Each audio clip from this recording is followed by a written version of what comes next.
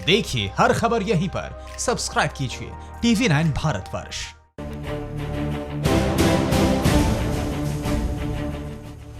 देश में कोरोना के तेजी से बढ़ते मामलों के बीच प्रधानमंत्री मोदी एक बार फिर मंगलवार और बुधवार को देश के तमाम मुख्यमंत्रियों से बात करेंगे। आज पीएम मोदी उन राज्यों के सीएम से बात करेंगे जहां पर कोरोना संक्रमितों की रफ्तार धीमी है। ये बातचीत वीडियो कॉन्फ्रेंसिंग के जरिए होगी। 100 सेकंड में पूरी खबर दिखाते हैं। देश में कोरोना का कहर अपने चरम पर पहुंचता जा रहा है। पूरी दुनिया में कोरोना संक्रमित मरीजों की तादाद के मामले में देश चौथे पायदान पर पहुंच चुका है।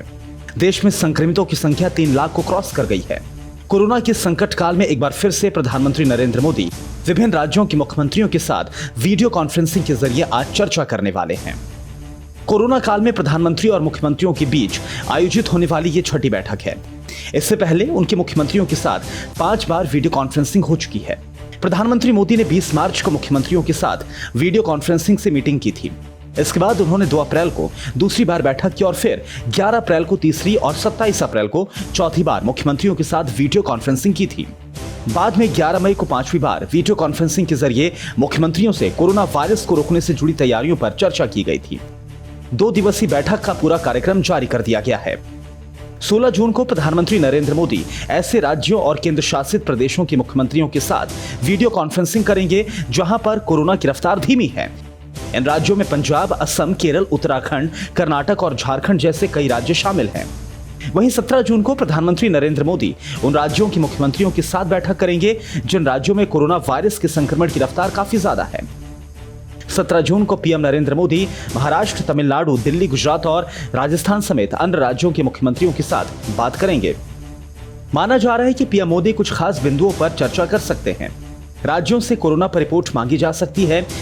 दिल्ली, महाराष्ट्र और गुजरात के लिए अलग योजना हो सकती है। फिर से सख्ती बढ़ाने पर भी चर्चा संभव है।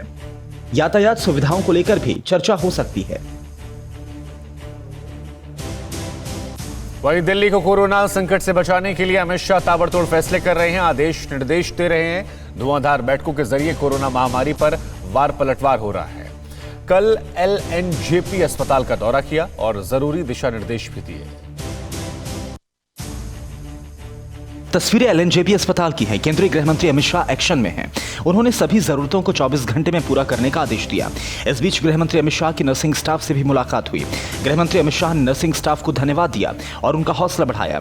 वहीं नर्सिंग स्टाफ का कहना है कि गृह मंत्री के आने से उनका मनोबल हाई हुआ है। होम मिनिस्टर जी आए हैं तो उनसे ताकत तो मिली है, जोश बढ़ा है, जज्बा बढ़ा है।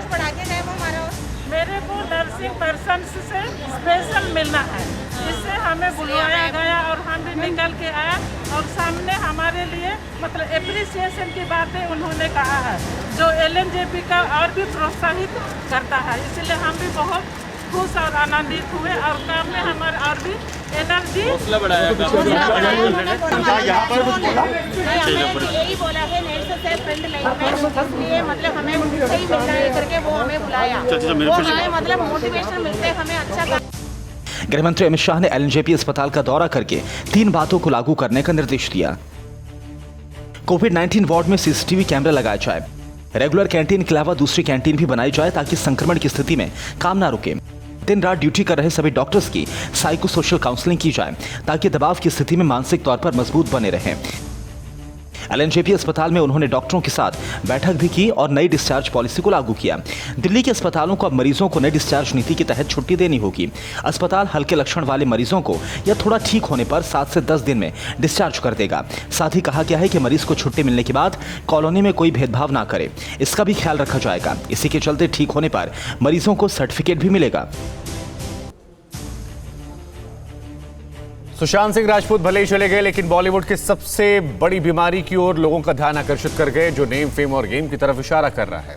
100 सेकंड में दिखाते हैं आखिर क्यों फिल्म इंडस्ट्री को यकीन नहीं हो रहा कि भारत का इकलौता इंजीनियरिंग टॉपर फिल्म स्टार आत्महत्या जैसा जघन्य अपराध नहीं कर सकता। लेकिन सुशांत की गलती यही है कि वो उनकी बात मान गया। उन्होंने कहा तुम वर्थलेस हो, वो मान गया। वो चाहते ही ये है कि वो इतिहास लिखे और ये लिखे कि सुशांत कमजोर दिमाग का था। सवाल है, गुस्सा है, जुर्रा है, लेकिन जवाब नहीं। मुंबई फिल्म इंडस्ट्री में ऐसे सवाल उठते और हवा में उड़ते रहे हैं। तो क्या बॉलीवुड की सबसे बड़ी बीमारी के वायरस का शिकार हो गए सुशांत? लोगों को बैक कर रहे हैं कि प्लीज मेरी फिल्में देखो, मेरा कोई गॉडफादर नहीं है, मुझे निकाल दिया जाएगा इस इंडस्ट्री से। अपने इंटरव्यू में वो जाहिर कर रहे हैं कि मुझे क्यों नहीं ये इंडस्ट्री अपनाती है। कह सकते हैं कि सुशांत तो गए, लेकिन बॉलीवुड की सबसे बड़ी बीमारी की ओर लोगों का ध्यान करा गए। महाराष्ट्र के गृहमंत्री अनिल देशमुख का बहुत बड़ा बयान आया। मुंबई पुलिस सुशांत केस में प्रोफेशनल दुश्मनी से हुए डिप्रेशन के एंगल पर भी जांच करेगी। अब जांच की जद में कई बड़े लोग पुलिस के रडार पर होंगे। कि फिल्म इंडस्ट्री के बिजनेस राइवलरी के कारण इन्होंने आत्महत्या की है, ये एंगल की भी जांच पुलिस विभाग करेगा। फिल्मी सितारों की दुनिया में सुशांत एक सितारा भर नहीं, बल्कि ध्रुव तारा था, जिनका कोई गॉडफादर नहीं, भाई भतीजावाद का कलंक नहीं, अपना काम, अपना नाम और अपनी कामयाबी थी। इस तरह से 6-7 के साल के स्पैन में काय पोचे जैसे उनको कोई डेब्यू की कोई एक्नॉलेजमेंट, कोई अवार्ड नहीं मिला, या केदारनाथ या धोनी या छिछोरे जैसी फिल्म, एक गली बॉय जैसी एक वाहियात फिल्म को सारे अवार्ड मिलते। Chhichhore is the best film and the best director, उनकी फिल्म को कोई एक्नॉलेजमेंट नहीं। आखिर क्या हुआ सुशांत के साथ, जो फिल्म इंडस्ट्री की उस नब्ज को टीस देने लगा है, जिसमें न जाने कब से अवसाद, असंतोष और अनैतिकता का मवाद भरा है।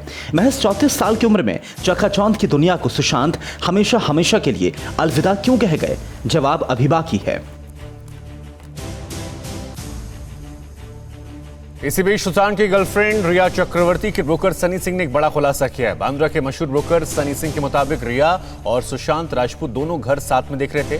ब्रोकर की माने तो रिया सुशांत के बारे में बताती थी वो जल्द ही शादी करने वाले, इसके लिए बांद्रा इलाके में वो घर भी देख रहे थे।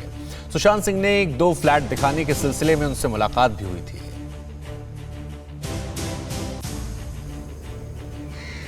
एक्टर सुशांत सिंह और उनकी गर्लफ्रेंड के बारे में काफ़ी कुछ जानकारी रखने वाले बांद्रा के ब्रोकर सनी सिंह इस वक्त हमारे साथ मौजूद हैं। उनसे जानना चाहेंगे कि सनी जी, क्या सुशांत की गर्लफ्रेंड बांद्रा की इस फ्लैट पे आती थी क्या, और कब आती थी? मुझे ये पता है कि रिया चक्रवर्ती और सुशांत सिंह राजपूत दोनों घर साथ में ही देख रहे थे, तो ये घर भी लिया होगा तो उन दोनों ने साथ में ही लिया होगा। बताया जा रहा है कि ये घर भाड़े पे था और इसका जो भाड़ा था 4.5 लाख रुपया महीने का भाड़ा था। क्या कभी भाड़े को लेकर कोई प्रॉब्लम बीच में आया था? नहीं, भाड़े को तो लेके नहीं, बट उनके प्रीवियस जगहों से कंप्लेंट आई थी कि लेट नाइट पार्टीज़ की वजह से उनको नोटिस आया है कई बार, जहाँ पे वो थे पहले पाले हिल पे। कितनी बार आप सुशांत सिंह से या उसकी गर्लफ्रेंड से आपकी मुलाकात हुई थी? उनके रिश्ते के बारे में थोड़ा सा बता दीजिए, किस तरह का रिश्ता था? जी, रिया चक्रवर्ती मेरी ओल्ड क्लाइंट है, मैं उनसे काफ़ी बार मतलब मिल चुका हूँ। सुशांत से मैं 1 से 2 बार ही मिला हूँ फ्लैट दिखाने के सिलसिले में। तो रिया कभी सुशांत के बारे में चर्चा करती थी? उन्होंने ये कहा था कि हम जल्द ही शादी करने वाले, सनी हम घर देख रहे हैं बांद्रा में। जब उनका कॉल आया था कि हम घर देख रहे हैं बांद्रा में और हम जल्द ही शादी करने वाले हैं। ये थे सनी सिंह, जो रिया चक्रवर्ती जो सुशांत की गर्लफ्रेंड थी उसके ब्रोकर है, काफ़ी पुराना जान पहचान है, जिसके लिए या सुशांत से भी अक्सर मिलने वाले थे। इनके मुताबिक उनको भाड़े की कोई तकलीफ़ नहीं थी और घर भी वो लोग शायद साझे में लेने वाले थे, जल्दी वो शादी भी करने वाले थे। कैमरा पर्सन विनय के साथ गोविंद ठाकुर, TV9 मुंबई। यूपी के बुलंदशहर में हथियारबंद अपराधियों ने पूर्व प्रधान और प्रॉपर्टी डीलर संजय चौधरी की हत्या कर दी। अब तक किसी की गिरफ्तारी नहीं हुई है, लेकिन बताया जाता है कि स्कॉर्पियो सवार बेखौफ आधा दर्जन बदमाशों ने हत्या की वारदात को अंजाम दिया। 100 सेकंड में दिखाते हैं मर्डर मिस्ट्री का मास्टरमाइंड कौन है। बुलंदशहर एक बार फिर गोलियों की तड़तड़ाहट से दहल गया। हत्या की इस वारदात में पूर्व प्रधान और प्रॉपर्टी डीलर संजय चौधरी की हत्या कर दी गई। संजय चौधरी को 10 गोलियां लगी, जिससे उनकी मौत हो गई। वारदात के साक्ष्य जुटाने के लिए आसपास लगे CCTV कैमरों की फुटेज भी जांच के लिए खंगाली जा रही है। एक ग्राम जाडौल है, थाना खानपुर क्षेत्र में, वहाँ का पूर्व प्रधान है संजय, जो अपने समय का शातिर अपराधी रहा है, थाने का हिस्ट्री शीटर है। इसके विरुद्ध 4 हत्या के, डकैती, लूट के तमाम मुकदमे, 1 दर्जन से ज़्यादा मुकदमे कोर्ट में दर्ज रहे हैं। हत्या के 4 प्रकरण थे। इसकी आज गोली मार करके हत्या की गई है। एक स्कॉर्पियो से 4 लोग उतर के आए हैं। जाडौल के हिस्ट्री शीटर, पूर्व प्रधान और प्रॉपर्टी डीलर संजय चौधरी की हत्या उस वक्त की गई जब वो कार से अपने पार्टनर्स के साथ एक कार्यक्रम से लौट रहे थे। घर से महज 200 मीटर की दूरी पर स्कॉर्पियो सवार बदमाशों ने हत्या की इस वारदात को अंजाम दिया। परिजन इस हत्या के बाद गुस्से में हैं। मृतक के भांजे की माने तो कार में संजय चौधरी के साथ 2 और लोग सवार थे। दोनों के फोन पर लगातार कॉल आ रही थी और लोकेशन पूछी जा रही थी। मुझे पता है कि इनके फोन पे किसी का फोन आ रहा है कंटिन्यू बराबर। अच्छा, कि कहाँ रह गए प्रधान जी, कहाँ रह गए, जल्दी आओ। पता था किसका फोन आ रहा था? ये नहीं पता लगी। पौष इलाके यमुनापुरम में हुई इस हत्या के बाद इलाके में अफरा तफरी मच गई। पुलिस की फॉरेंसिक टीम और डॉग स्क्वाड भी मामले की जांच में जुट गया। बहरहाल वारदात का शिकार हुआ संजय चौधरी हिस्ट्री शीटर था। उस पर कई हत्याओं के संगीन मामले दर्ज थे। बुलंदशहर में वो फिलहाल प्रॉपर्टी डीलिंग का कारोबार करता था। वहीं जंगल के कानून के बारे में आपको जानकारियां होगी। आज उसकी एक झलक भी देखने को मिली। कोरोना काल में सो रहे कुत्ते के साथ जो कुछ हुआ वो यकीनन हैरान करने वाला था। 100 सेकंड में आपको दिखाते हैं जब कुत्ता चीते के जबड़े तक आ गया, फिर आखिर हुआ क्या। सोते हुए कुत्ते को मौत की आहट भी नहीं मिली। मौत बस उसे अपने जबड़े में दबाने ही वाली थी कि कुत्ता उठ के खड़ा हो गया। एक बार फिर से आप देखिए, मौत का झपट्टा था ये। कुत्ता अब गया कि तब गया। जबड़े में आ गया होता तो बस काम तमाम था। सोता हुआ कुत्ता अचानक से चौकन्ना हुआ। एक बार की उसे समझ नहीं आया कि करें तो क्या करें। कुत्ते को समझ नहीं आया कि मौत को पटकनी दें या फिर वहां से भाग निकले। मौत शायद उसे भगाने का मौका भी नहीं दे रही थी। सामने खड़ी मौत थी, फिर चारा नहीं था मौत का मुकाबला करने की। भागते तो शायद पीछे से तना हुआ तेंदुआ वार कर सकता था। पीछे से वार को संभालना शायद कुत्ते के लिए मुश्किल हो जाता। डर तो सबको लगता है, ऊपर से मौत के रूप में तेंदुआ था, इसलिए कुत्ता बेचारा दुम दबाए रहा। मरता क्या ना करता। कुत्ता शायद अपनी ताकत आजमा चुका था। डर के मारे दुम दबाए रहा। काफी देर तक डटा रहा। हिम्मत जवाब दे रही थी। अंगद की तरह वो भी पांव जमाकर खड़ा हो गया। ठान लिया कि जो होगा सो देखा जाएगा, और फिर अपने स्वभाव पर उतर आया। जो उसकी ताकत थी, भौंकने के सिवा वो कर भी क्या सकता था। कुत्ते के भौंकने पर 2 गज की दूरी पर खड़ा रहा तेंदुआ पास आने के लिए कतराता रहा। कुत्ते को अपनी भौंकने की ताकत का शायद एहसास हो गया, इसलिए वो लगातार भौंकता रहा, ये जानते हुए कि आज जिंदगी भारी है। लेकिन कहते हैं ना कि डर के आगे जीत है, ये सच हो गया। 85 सेकंड तक कुत्ते की मौत से जंग जारी रही। नींद खत्म हुई तो हुई, अब जिंदगी भी खत्म समझो। लेकिन आखिर हुआ, हारी हुई बाजी कुत्ता जीत गया, और सच हो गया हार के बाद ही जीत है।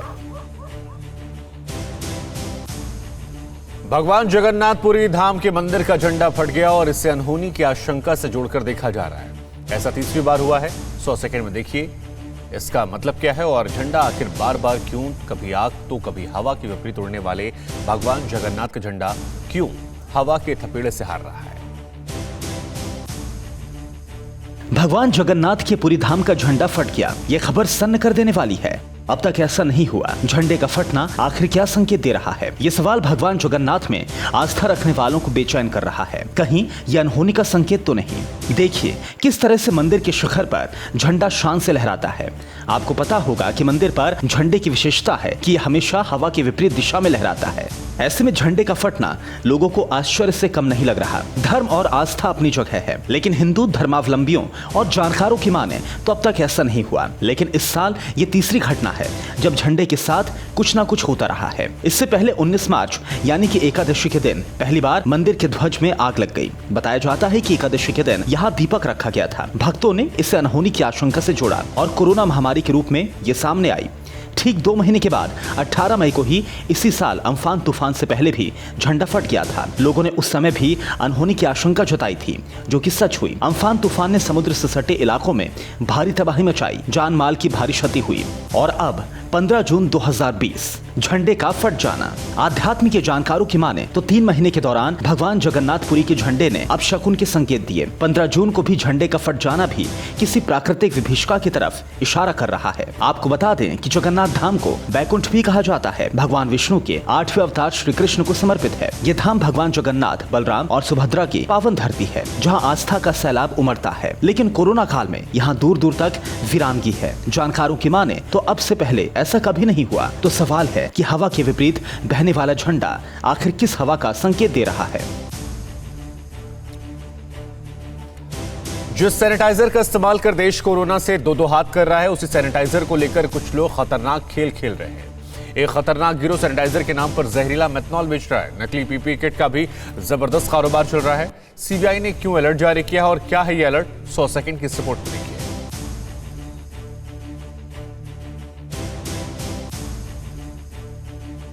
एक तरफ कोरोना की वजह से जिंदगी संकट पर है, तो दूसरी तरफ कुछ लोग मुनाफे के लिए इंसानी जिंदगी के साथ खिलवाड़ कर रहे हैं। कोरोना संकट के बीच धोखाधड़ी करने वाला एक ऐसा गिरोह सक्रिय हो गया है जो लोगों को हैंड सैनिटाइजर के नाम पर जहरीला मेंथॉल बेच रहा है। इतना ही नहीं, पीपीई किट, मेडिकल इंफ्रास्ट्रक्चर के नाम पर भी धोखाधड़ी जारी है। इंटरपोल से मिले इस इनपुट के आधार पर सीबीआई ने सभी राज्यों और केंद्र शासित प्रदेशों की पुलिस को अलर्ट जारी कर दिया है। हैंड सैनिटाइजर की भारी मांग के कारण नकली हैंड सैनिटाइजर बनाया जा रहा है। इस नकली हैंड सैनिटाइजर में मेथनॉल का उपयोग किया जाता है। सीबीआई को मिली जानकारी के मुताबिक कई गिरोह कोविड-19 अस्पतालों में बढ़ती भीड़ और संसाधनों की कमी का फायदा भी उठाने की कोशिश कर रहे हैं। ऐसे गिरोह पीपीई किट और दूसरे प्रोटेक्टिव गियर्स के नाम पर फर्जी सामान को बेचने का कारोबार कर रहे हैं। सीबीआई को मालूम चला है कि कोविड-19 से जुड़े मेडिकल उपकरण की खरीदारी करने वाले अस्पतालों और अन्य संगठनों के साथ ऑनलाइन बुकिंग के नाम पर भी ठगी की जा रही है। इंटरपोल से जारी अलर्ट में बताया गया है कि यह गिरोह पैसे लेने के बाद खरीदने वाले को कोई सामान नहीं भेजता। इस गिरोह के चलते लोगों को लाखों करोड़ों रुपए का नुकसान हुआ है। आपको बता दें कि ईरान में लोगों को कोरोना के इलाज के नाम पर मेथनॉल पिला दिया गया था। मेथनॉल पीने से 728 से ज्यादा लोगों की मौत हो गई थी। सीबीआई को आशंका है कि भारत में भी ऐसे ही साजिश को अंजाम देने की कोशिश की जा सकती है। इसलिए सीबीआई ने इंटरपोल के अलर्ट के आधार पर राज्य और केंद्र शासित प्रदेशों को आगाह किया है। लोगों को इस बारे में उचित जानकारी दी जाए जिससे कि वो किसी तरह की धोखाधड़ी में न आए। Bureau report, TV9 Bharatvarsh. Delhi के आनंद विहार रेलवे स्टेशन को मेकशिफ्ट अस्पताल में कन्वर्ट कर दिया गया। रेलवे की ओर से दिल्ली के लिए 8000 आइसोलेशन बेड की तैयारियां की जा रही हैं। 100 सेकंड में दिखाते हैं आपको पूरी खबर। दिल्ली के आनंद विहार टर्मिनल से ट्रेनों की आवाजाही बंद कर दी गई है और उसे एक अस्थायी कोविड अस्पताल बना दिया गया है। दिल्ली सरकार मरीजों को यहाँ रेफर करेगी और उन मरीजों का इलाज यहाँ पे होगा और बाकायदा उनको ट्रेनों में रखा जाएगा। डॉक्टर्स भी प्रोवाइड दिल्ली सरकार ही करेगी और फिलहाल अगले जब तक कोई नया आदेश नहीं आता है तब तक इन यहाँ पे ट्रेनों में मरीजों को रखा जाएगा। देश में दिल्ली ही नहीं बल्कि महाराष्ट्र, आंध्र प्रदेश, तेलंगाना, उत्तर प्रदेश जैसे राज्यों ने भी आनंद विहार रेलवे स्टेशन पर 7 प्लेटफॉर्म्स हैं। हर प्लेटफॉर्म पर आइसोलेशन कोच खड़े कर दिए जाएंगे। ये सारे नॉन एसी कोच होंगे। एक आइसोलेशन कोच में 9 कुपे होते हैं। एक कुपा मेडिकल स्टाफ और डॉक्टर के लिए होगा। 9 में से 8 कुपे मरीजों के लिए होंगे। एक कुपे में 2 संक्रमित मरीजों को रखा जाएगा। इस तरह से एक कोच में 16 मरीज होंगे। भारत सरकार द्वारा 500 आइसोलेशन कोचेस दिल्ली सरकार द्वारा को दिए जा रहे हैं, जिसमें से करीब 8000 बेड जो हैं वो अवेलेबल होंगे आइसोलेशन कोचेस के थ्रू। रेलवे आइसोलेशन कोच मुहैया करा रहा है, लेकिन इस आइसोलेशन कोच के लिए डॉक्टर दिल्ली सरकार उपलब्ध करवाएगी और कौन मरीज यहाँ पर आएगा ये भी तय करेगी। हाँ, खाने के बारे में अरेंजमेंट किया जा रहा है। इस आइसोलेशन कोचेस के अंदर वाटरिंग अरेंजमेंट रेलवे द्वारा रहेगा। चार्जिंग, इलेक्ट्रिसिटी चार्जिंग इसके अंदर रहेगी। सिक्योरिटी रहेगी। इसके अंदर जो है वो पीपी इक्विपमेंट है। 3 सिलेंडर, ऑक्सीजन सिलेंडर पर कोचेस जो है इसके अलावा अवेलेबल होंगे। अभी दिल्ली के शकूर बस्ती रेलवे स्टेशन के वॉशिंग यार्ड और आनंद विहार रेलवे स्टेशन पर आइसोलेशन कोच है। भारत सरकार का दबाव आखिरकार रंग लाया और सोमवार को इस्लामाबाद में गिरफ्तार किए गए दोनों भारतीय अफसरों को छोड़ दिया गया। दोनों अफसर दूतावास वापस लौट आए हैं। 100 सेकंड में हम आपको दिखाते हैं ISI के इशारे पर पाकिस्तान सरकार कैसे रच रही है भारतीय अफसरों के खिलाफ साजिश। 2 भारतीय अधिकारियों की गिरफ्तारी पाकिस्तान की खुफिया एजेंसी ISI की साजिश का नतीजा बताया जा रहा है। रविवार की सुबह ऐसी खबर आई थी कि इस्लामाबाद में तैनात 2 भारतीय राजनयिकों का अपहरण कर लिया गया है। बाद में भारतीय अफसरों को इस्लामाबाद पुलिस ने हिट एंड रन मामले में गिरफ्तार किया। यही नहीं, FIR में एक अधिकारी के पास से 10,000 पाकिस्तानी रुपए मौजूद होने का आरोप लगाया गया। बाद में भारत के दबाव में अफसरों को रिहा किया गया। इससे पहले भी भारतीय अफसरों को इस्लामाबाद में प्रताड़ित किया गया, उनके वाहनों का पीछा किया गया। आपको बता दें कि अंतर्राष्ट्रीय संबंधों के कानून के अनुसार कोई भी देश दूसरे देश के राजनयिक को गिरफ्तार नहीं कर सकता। इसके साथ ही यह भी नियम है कि गिरफ्तारी संबंधी किसी भी मामले में सबसे पहले संबंधित दूतावास को बताना जरूरी होता है। पाकिस्तान की इस कायराना और हिंसक घटनाओं को लेकर यूएन में भारत ने फिर से सवाल उठाए हैं।